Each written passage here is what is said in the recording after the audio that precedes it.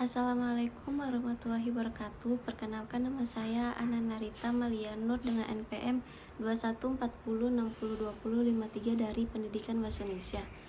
Di video kali ini saya akan menjelaskan penelitian kuantitatif yang ada pada bagian bab 2 dan bab 3.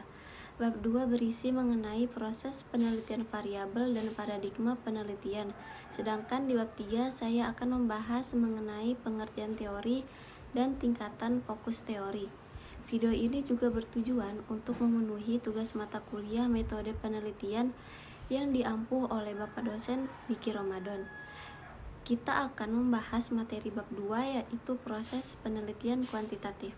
Berdasarkan dengan gambaran di samping, diberikan penjelasan sebagai berikut. Setiap penelitian selalu berangkat dari masalah, namun masalah yang dibawa peneliti kuantitatif dan kualitatif berbeda. Dalam penelitian kuantitatif, masalah yang dibawa oleh peneliti harus sudah jelas.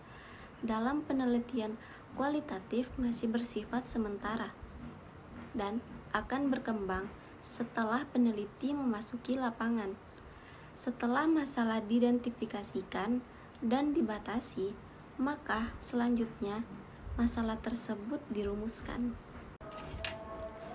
Jadi, rumusan masalah pada umumnya dinyatakan dalam kalimat pertanyaan. Dengan pertanyaan ini, maka akan dapat memandu peneliti untuk berkegiatan selanjutnya. Berdasarkan rumusan masalah tersebut, maka peneliti menggunakan berbagai teori untuk menjawabnya. Jadi, teori dalam penelitian kuantitatif ini digunakan untuk merumuskan masalah penelitian tersebut. Jawaban terhadap rumusan masalah yang baru menggunakan teori tersebut dinamakan hipotesis. Jadi, hipotesis ini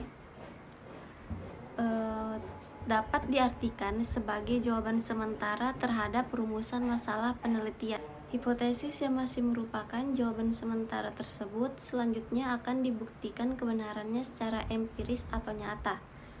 Untuk itu, peneliti melakukan pengumpulan data. Pengumpulan data dilakukan pada populasi tertentu yang telah ditetapkan oleh peneliti. Bila populasi itu terlalu luas, sedangkan peneliti memiliki keterbatasan waktu, tenaga, dan dana, maka peneliti dapat menggunakan sampel yang diambil dari populasi tersebut. Bila peneliti bermaksud membuat generalisasi, maka sampel yang diambil harus representatif dengan teknik random sampling. Meneliti adalah mencari data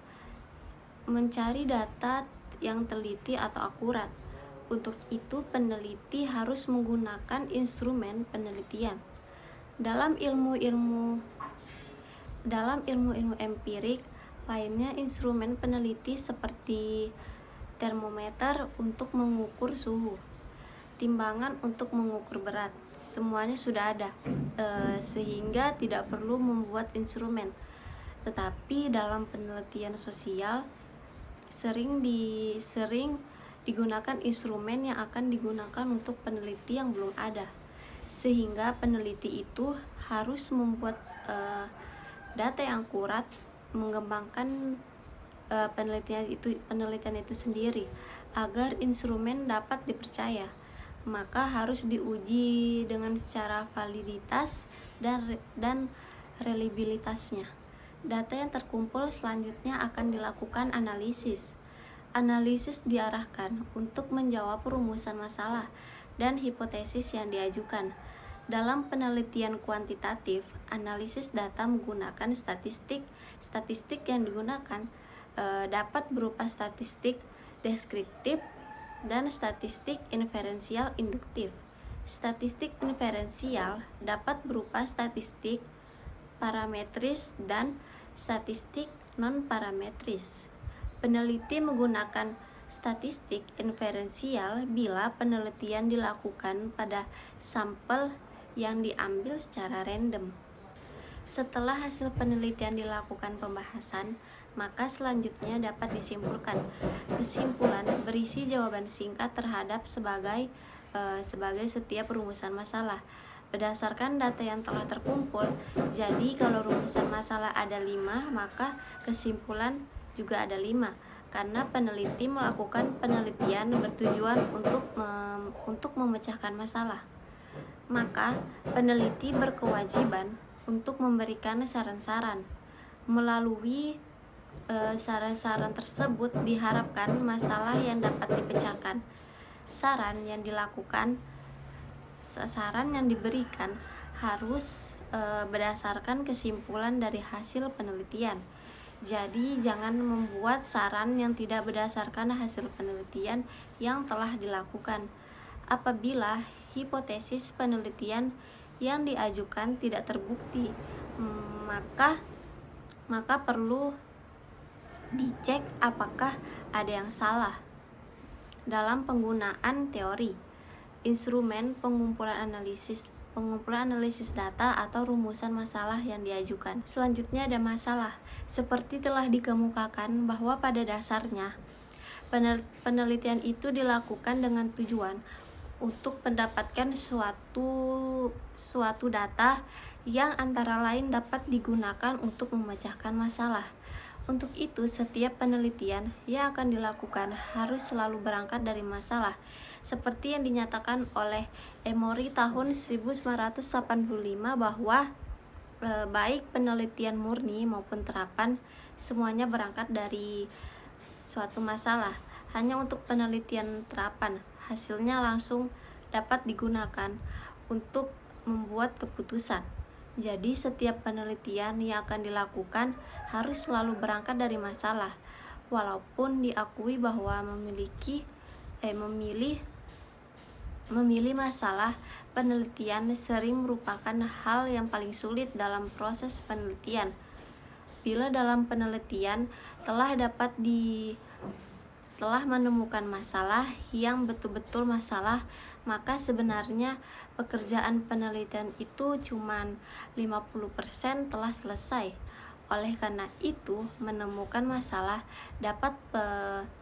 dalam penelitian merupakan suatu pekerjaan yang tidak mudah.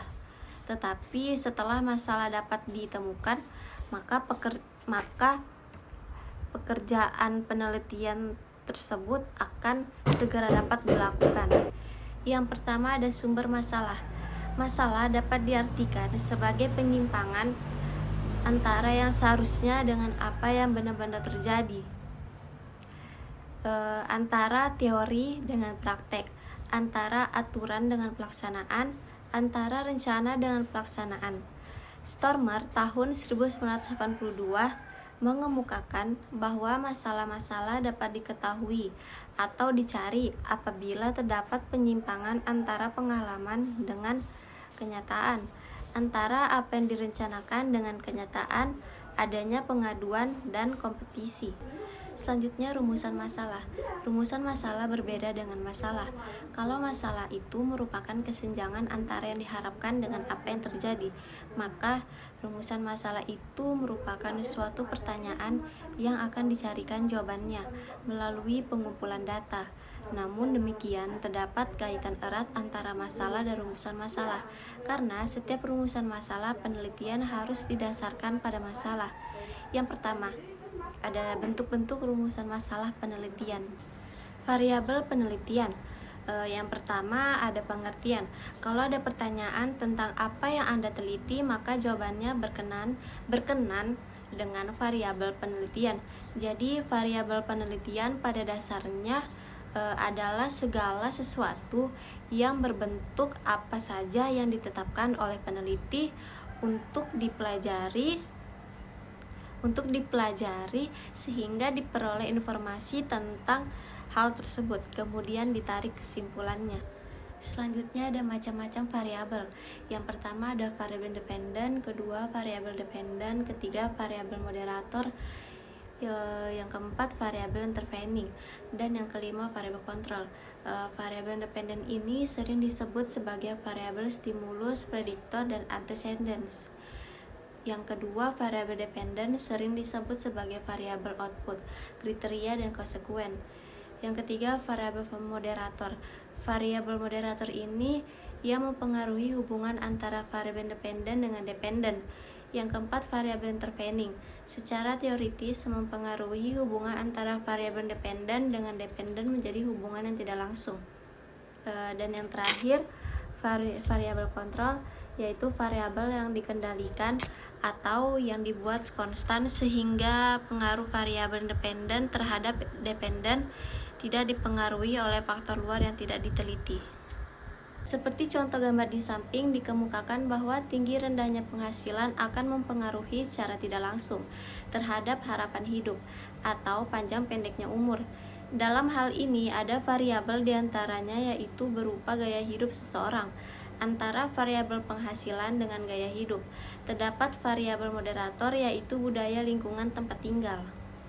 Seperti contoh di samping, berdasarkan paradigma tersebut, maka kita dapat menentukan yang pertama, jumlah rumusan masalah. Deskriptif ada 2 dan asosiatif ada 1, yaitu yang pertama, rumusan masalah deskriptif. Yang bagian A, bagaimana X kualitas alat, dan bagaimana Y yaitu kualitas barang yang dihasilkan. Yang kedua ada rumusan masalah asosiatif atau hubungan 1, bagaimana hubungan atau pengaruh kualitas alat dengan kualitas barang yang dihasilkan.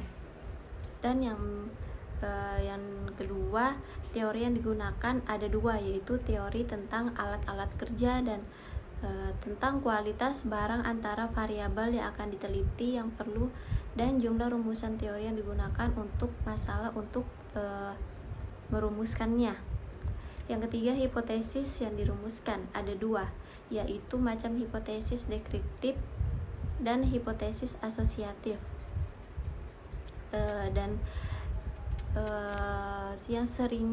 Yang tidak dirumuskan, yang pertama 2 hipotesis deskriptif, yaitu A, kualitas alat yang digunakan oleh lembaga tersebut telah dicapai 70% baik kualitas barang yang dihasilkan.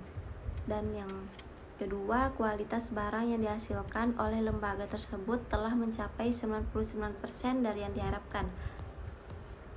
Selanjutnya ada hipotesis asosiatif, yaitu ada hubungan yang positif dan disignifikan antara kualitas alat dengan kualitas barang yang dihasilkan. Hal ini berarti bila kualitas alat ditingkatkan, maka kualitas barang yang dihasilkan akan menjadi semakin tinggi. Selanjutnya, teknik analisis data. Berdasarkan rumusan masalah dan hipotesis tersebut, maka dapat dengan mudah ditentukan teknik statistik yang digunakan untuk analisis data dan menguji hipotesis. Untuk 2 hipotesis deskriptif, bila datanya berbentuk interval dan ratio, maka pengujian hipotesis menggunakan t-test one sample. Kedua, untuk hipotesis asosiatif, bila data kedua variabel berbentuk interval atau ratio, maka menggunakan teknik statistik korelasi produks moment, yaitu lihat pedoman umum memilih teknik statistik untuk pengujian hipotesis. Selanjutnya, paradigma sederhana menunjukkan hubungan antara satu variabel independen dengan satu variabel dependen secara berurutan. Untuk mencari hubungan antar variabel x1 dengan xz, x2 dengan x3, dan x3 dengan y tersebut digunakan teknik korelasi sederhana. Naik turun harga y dapat diprediksi melalui persamaan regresi y atas x3 dengan persamaan y sama dengan a tambah b x3. Berdasarkan contoh 1 tersebut, berapa jumlah rumusan masalah deskriptif dan asosiatif. Selanjutnya ada paradigma ganda dengan 2 variabel independen.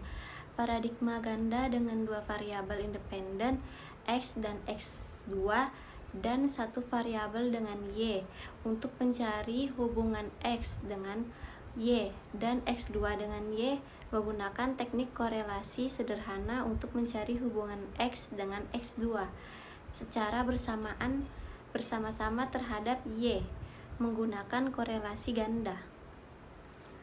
Selanjutnya ada paradigma ganda dengan 3 variabel independen, yaitu adalah paradigma ganda dengan 3 variabel independen X1, X2, dan X3 untuk mencari besarnya hubungan antara X1 dengan Y, X2 dengan Y, X3 dengan Y, X1 dengan X2, dan XZ dengan X3 dan X1 menggunakan X3 dapat mengkorelasi sederhana untuk mencari besarnya hubungan antara X1 secara bersama-sama dengan X2 dan X3 terhadap Y digunakan korelasi ganda, regresi sederhana, dan ganda serta korelasi parsial dapat diterapkan dalam paradigma ini.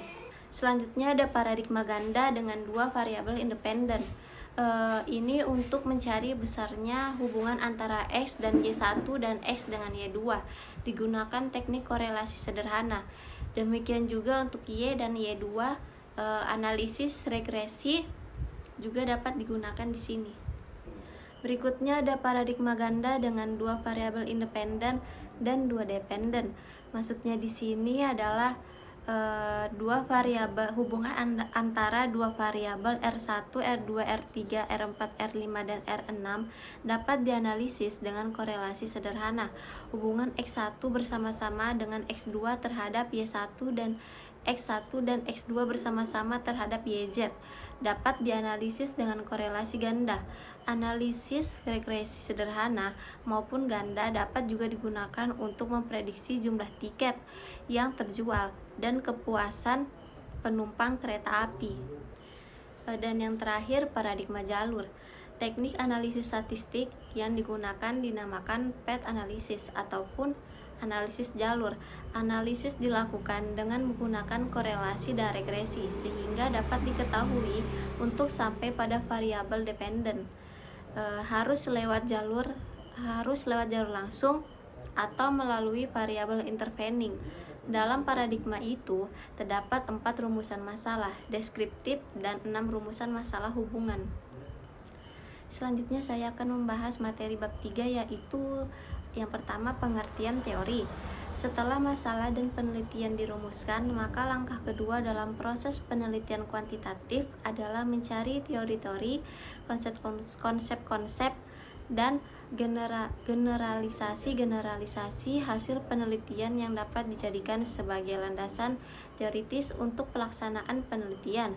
Landasan teori ini perlu ditegakkan agar penelitian itu mempunyai dasar yang kokoh dan bukan sekadar pembuatan coba-coba.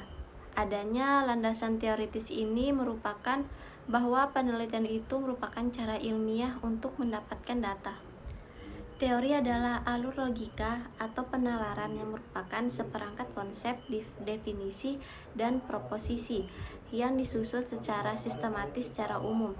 Teori mempunyai 3 fungsi, yaitu menjelaskan explanation, meramalkan prediction, dan pengendalian kontrol suatu gejala. Selanjutnya ada fokus teori. Fokus teori dibedakan menjadi 3, yaitu teori substantif, teori formal, dan middle range teori. Teori yang digunakan untuk perumusan hipotesis yang akan diuji melalui pengumpulan data adalah teori substantif, karena teori ini lebih fokus berlaku untuk objek yang akan diteliti. Sekian video pemaparan dari saya mengenai penelitian kuantitatif pada mata kuliah metode penelitian. Kurang lebihnya mohon dimaafkan. Wabillahi taufiq wa hidayah. Wassalamualaikum warahmatullahi wabarakatuh.